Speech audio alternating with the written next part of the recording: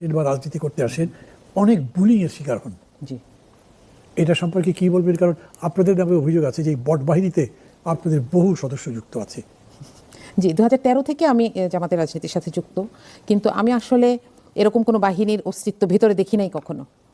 আবার আরেকটা সত্যি কথা হচ্ছে, আপনি যদি আজকে আমার নাম দিয়েও সার্চ করেন, তাহলে আমার নামে এআই দিয়ে বানানো বিভিন্ন রকমের ছবি, যেটা আমার পার্সোনালিটির সাথে যায় না, বিভিন্ন ধরনের ভিডিও, বিভিন্ন মানুষের সাথে ছবি, বিভিন্ন মানুষের সাথে ভিডিও, এবং সেগুলো খুব শ্লীল না, এটা আছে। তো সুতরাং আমাদের একটা সমস্যা হচ্ছে কি জানেন, আমরা এই যে অনলাইনে কেউ আমাদেরকে হ্যারাস করছে বা নারীর ইমেজকে খাটো করার চেষ্টা করছে, আমরা এই সমস্যাটাকে সমস্যা হিসেবে দেখি নাই, আমরা এটাকে দেখেছি রাজনৈতিক প্রতিপক্ষের দোষ হিসেবে।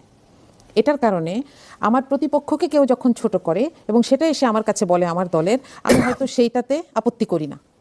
কিন্তু আমি এটা বারবার বলেছি, এবং আমরা জামাত ইসলামীর পেজ থেকেই, আমরা নির্বাচনের আগে সেপ্টেম্বর মাস থেকেই এই ব্যাপারে কঠোরভাবে কথা বলা হয়েছে।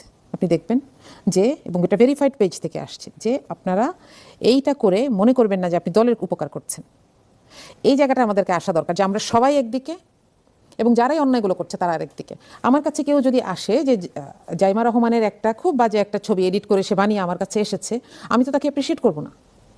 আমরা ওই জায়গাটা আপনি চেনেন নাকি চেনেন না? কি আইডিটা এটা আপনি চেনেন মানে চেনেন না? এই জাইমা রহমানের ছবি বলে বলছি না, এই বট বাহিনীর নামে বা এই পরিচয় যারা যারা করছে সেই আইডি গুলো লোকেট করে তাদেরকে পানিশ করা বা তাদেরকে অবশ্যই চেষ্টা করেছেন, করছেন, এখন করা হচ্ছে।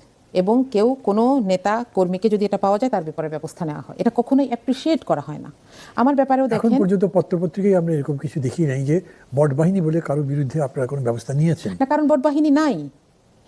এটাই তো না, বট বাহিনী নাই। বট বাহিনী নাই না, কখনোই ছিল না। আপনি বলেন আপনার দলের মধ্যে নাই বলতে পারি, কিন্তু বট বাহিনী মানে যারা, আমি আমার দলের কথা বলছি। জি, আপনার দলের কথা আমি বলছি যে বট বাহিনী মানে যারা করছে তারা তো আছেই, তার বিরুদ্ধে একটা লড়াইও আছে।